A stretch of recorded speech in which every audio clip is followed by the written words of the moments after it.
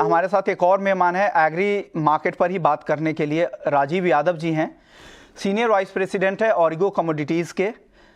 राजीव जी, स्वागत है आपका ईटी नाउ स्वदेश पर। सबसे पहले तो सर आपको बधाई कि ग्लोब ऑयल 2022 में आपको ऑरिगो को emerging leadership in food and feed grains में मिला। सबसे पहले उसके लिए बधाई।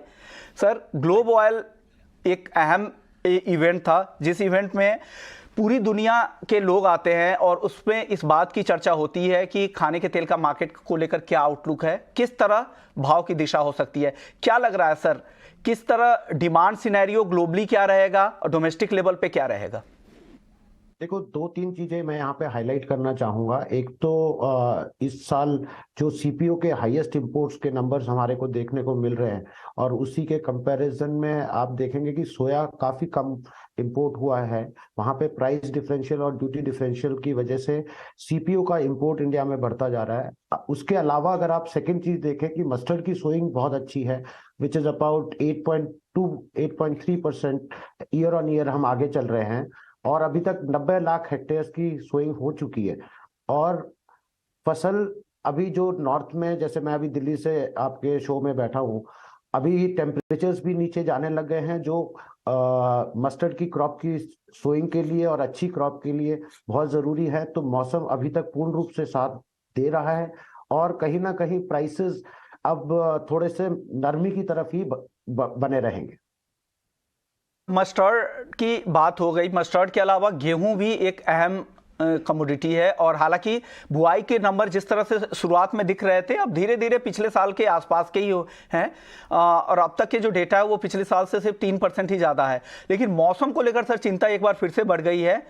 हो सकता है कि तापमान वापस से गर्म हो जाए, यील्ड को लेकर चिंता है। आप लोगों का शुरुआती आकलन क्या है, क्या उम्मीद लग रही है, किस तरह के उत्पादन नंबर रहेंगे गेहूं के इस साल? सर, मेरा पहला ऑब्जर्वेशन तो ये कि जो आप 3% एकरेजेस आप बता रहे हैं वो कहीं ना कहीं, मेरा पर्सनली मानना यह है कि किसी ना किसी स्टेट्स का डाटा मिस हुआ है। अगले वीक तक मुझे फिर वापस लगता है कि ये नंबर 10% 11% की तरफ बढ़ते हुए दिखेंगे हमारे को। कुछ स्टेट्स का डाटा शायद इस बार गवर्नमेंट की तरफ से मिस हुआ है, इसकी वजह से 3% दिख रहा है। ये हमारा पर्सनल अनुमान है। अगर क्रॉप जिस तरीके से अभी दिख रही है तो पिछले साल के कंपैरिजन में हमारा जो क्रॉप का नंबर था वो 97 मिलियन टन था और आने वाली क्रॉप की जो हम बात कर रहे हैं, कम से कम anywhere between 10 to 13% increase we are expecting. So my initial estimates for the production numbers of wheat would be around 110 अगर मौसम ने साथ दिया और इसी प्रकार से क्रॉप आगे बढ़ती रही। सर, एक सवाल भी है गेहूं को लेकर। एक दर्शक है, वो जानना चाह रहे थे कि जनवरी अंत तक के लिए प्राइस आउटलुक क्या है। हालांकि एज ए एनालिस्ट नहीं, as a ground experts, as a agri expert, आपका व्यू क्या है? जनवरी तक का प्राइस ट्रेंड किस तरह का रह सकता है ताकि इनको एक लीड मिल जाए आपसे? प्राइसेस अभी भी कुछ दिनों के लिए और फर्म बने रहेंगे।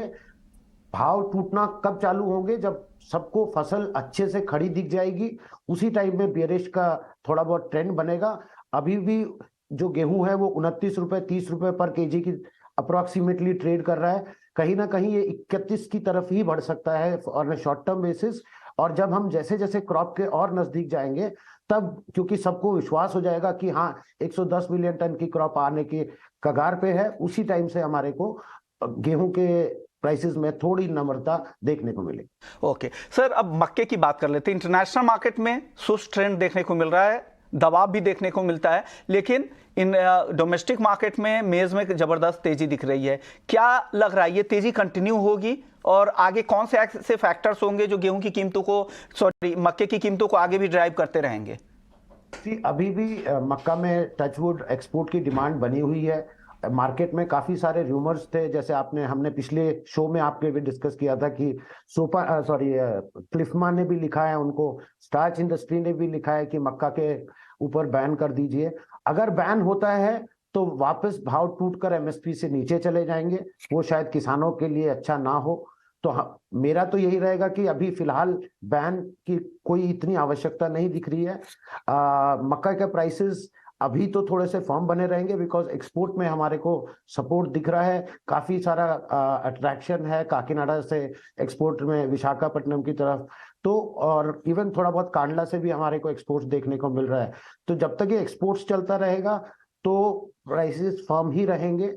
बट इसमें एक अच्छी खबर ये है कि रबी क्रॉप की एकरेजेस सिग्निफिकेंटली पिछले साल से ऊपर आई है, कम से कम 10 से 11% ऊपर चल रही है, which means we might see an all-time high rabi crop of maize.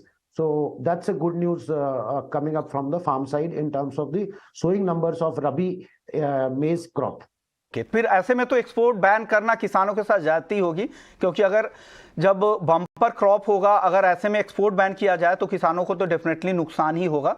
तो आपने सही कहा कि यहाँ पर बैन करने की जरूरत नहीं। हालांकि इंडस्ट्री की तरफ से कई सारी ऐसी इंडस्ट्री है, पोल्ट्री इंडस्ट्री वगैरह, स्टार्च इंडस्ट्री, उनकी तरफ से डिमांड जरूर हो रही है, लेकिन किसानों के हक की बात ये नहीं है। शुक्रिया सर, आपने वक्त निकाला और एक बार फिर से आपको बधाई उस अवार्ड के लिए।